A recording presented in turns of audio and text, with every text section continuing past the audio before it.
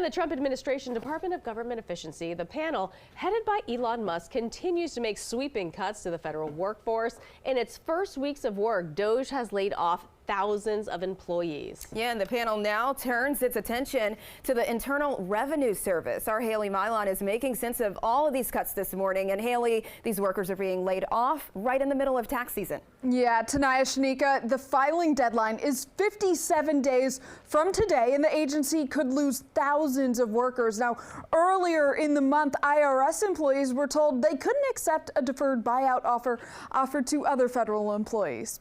The workers facing cuts at the agency are probationary. That means that they may be new to their position and they maintain that status for a year or two.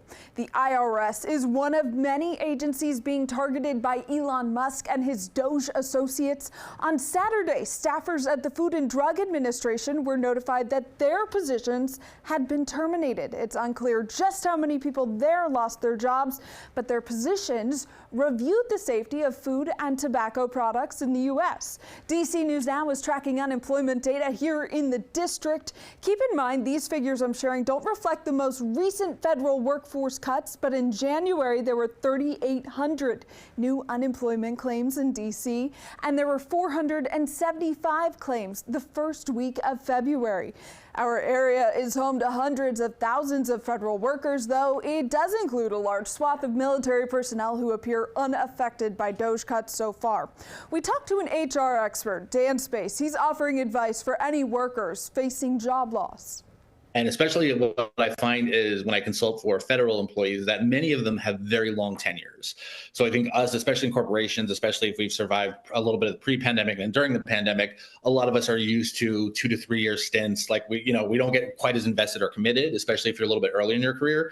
Federal employees is the opposite. You find a lot of people, this is their first and only job. And the more 5 years you have at a place, the more embedded that you feel within it.